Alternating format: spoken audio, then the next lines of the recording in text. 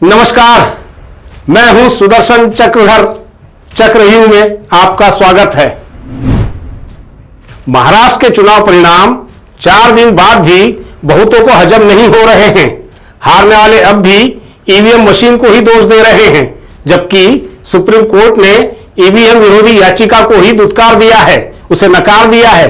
दरअसल यह कोई मानने को तैयार नहीं है कि आरएसएस के हजारों प्रमुख स्वयंसेवकों द्वारा ली गई 90,000 गुप्त बैठकों के कारण महाविकास आघाड़ी की हार हुई। चुनाव के कितने दिनों में और कैसे कैसे हुआ यह खेल, आइए आज के चक्रव्यूह में यही जानते हैं।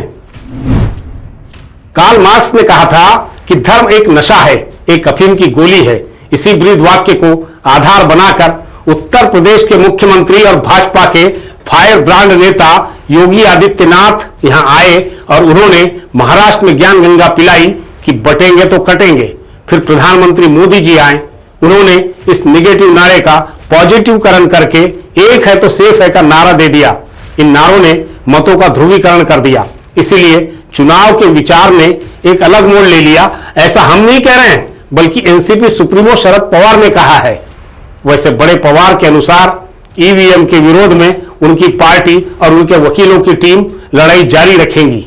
इसके लिए हर क्षेत्र में वकीलों की टीम बनाई जाएगी। यानी ईवीएम के विरोध में महाविकास आघाड़ी बेहद आक्रामक हो गई है।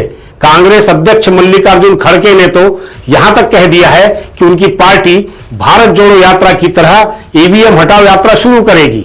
उद्धव ठाकरे की शिवसेना भी ईवीएम के विरोध में मैदान में उतरने को तैयार है। अब ईवीएम के कारण आघाड़ी हारी हो या मोदी योगी के नारों के कारण, लेकिन सच तो यही है कि विपक्ष न केवल हारा है बल्कि उसका सुपड़ा साफ भी हुआ है।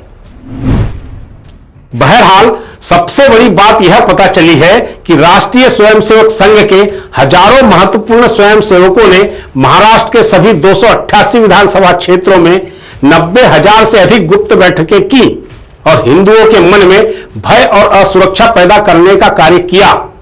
जहां 100% हिंदू मतदाता हैं, वहां भी हिंदुओं को अल्पसंख्यकों से डराया गया, क्योंकि डर ही एक ऐसा मामला है जो महामारी की तरफ फैलता है। वैसे यह नारा महाराष्ट्र में तो काम आ गया, लेकिन झारखंड में फ्लॉप हो गया। सवाल है कि राष्ट्रीय स्वयंसेवक संघ यानी आरएसएस के लोगों को 90,000 बैठकें लेने की जरूरत क्यों पड़ी? यह एक शोध का विषय है। और मजा यह कि 90,000 बैठकों वाला यह आंकड़ा हमारा और आपका नहीं, बल्कि उद्धव सेना के मुखपत्र सामना का है। यानी 288 विधानसभा क्षेत्रों में संघ के लोगों ने हर एक क्षेत्र में 313 बैठकें ली। अर्थात चुनाव प्रचार के 15 दिनों में प्रतिदिन 6,000 बैठकें ली गई। इसके लिए भाजपा ने सज्जाद नोमानीस के हाथ थामे उद्धव ठाकरे और शरद पवार को लेकर एक वीडियो जारी किया। वह पूरी तरह से झूठ और गुमराह करने वाला था। जाहिर है महाविकास आघाड़ी को हराने के लिए भाजपा को ऐसा खेल भी खेलना पड़ा। इसका मतलब साफ है कि भाजपा को जीत का भरोसा नहीं था, लेकिन उन्हें ऐसी कारस्तानियां करनी पड़ी और अंत में धर्म का सहारा लेना पड़ा।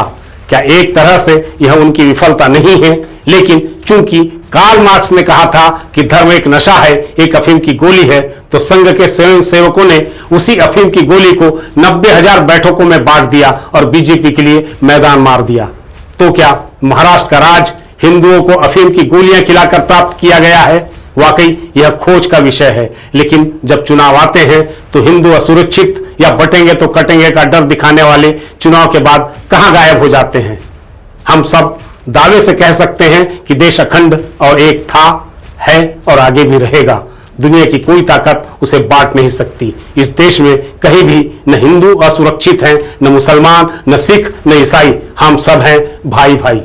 अब चुनाव या राज सत्ता के बारे में नहीं, बल्कि देश के बारे में सोचिएगा। आज के चक्रव्यूह को यही देते हैं विराम। कल फिर लाएंगे कोई नया पैगाम। सबको प्रणाम।